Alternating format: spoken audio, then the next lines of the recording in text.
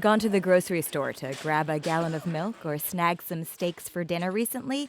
Well, you might have encountered these guys, paid signature gatherers. All right, Jerry, where do I sign?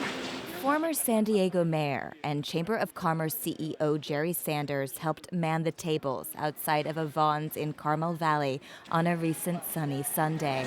Thank you very much. Hey, I always thought you did a good job. Thank you. He was trying to get voters to help undo the city council's new developer fees. Sponsored by an ex-mayor right there, Jerry Sanders. I like taxes. Sanders says the rise in referendums comes from a growing partisan divide and an unwillingness by the city council to negotiate with business. When the business community or any other community feels like they have no avenue to have those conversations, then I think you see things like referendums pop up. And the Supreme Court said that's one of our most precious rights. It's stronger than any other right in our process, to be honest, and that's what the courts have said.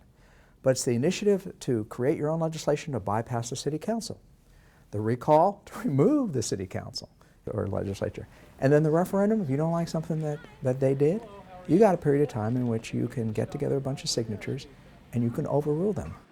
City Attorney Jan Goldsmith admits that even so, the referendum process is far from perfect. To understand that, let's go back to the Vaughn's in Carmel Valley. And a lot of times, the good folks that are at some of these tables, they don't tell you exactly what you're signing. On these tables, a big sign reads, "Stop higher taxes." That's a pretty easy sell, because not a lot of people are all, yay, more taxes. Anything that means less taxes is good. But there's a problem. They're running around calling it a jobs tax. Well, if it was a tax, it would be illegal. We've given an opinion, it's not a tax, it's a fee. And every time I hear that, I kind of, but that's their right, that's their opinion. Help us stop the jobs tax? Yes, definitely. Great. You go ahead and sign right here. But getting your opinion, your particular take on the facts out to the public, that takes money these days. Mesa College political scientist Carl Luna says the referendum process has drifted from its progressive roots. Thank you. When referendums were introduced in California in the early 20th century, they were part of the progressive movement, giving the average citizen a chance to get their voice heard in Sacramento and in their local city governments. I have an expression: when you try to limit the power of powerful people, they'll use their power to get around the limits. In other words, referendums aren't being used by the little guy anymore. Thank you very much for signing this. At $5 a signature, gatherers are motivated to sell, and someone needs to pay them. When you look at the issues that have received challenges through the referendum process, I think it's fair to say that each of those issues are relatively progressive issues that have been challenged by fairly large, fairly well-moneyed interests. Interim Mayor Todd Gloria helped champion the developer fee through the city council. He says he isn't anti-business. No one can ever come into my council chambers and say that my colleagues and I do not stand for helping to grow business. But we have to do that with some balance. And I think that it's the balance, that equilibrium that's being shifted to, I think, more equity that you see people pushing back against. San Diego Housing Federation Susan Riggs agrees. She says now that big business no longer has a complete hold on San Diego City Council, they have the cash to push back. The referendum process is just another example of, throwing money at the problem to try and get what the opposition would like to see in an outcome. But the reality is, I think that the irony of this referendum process is, in some ways it's being couched as being more democratic.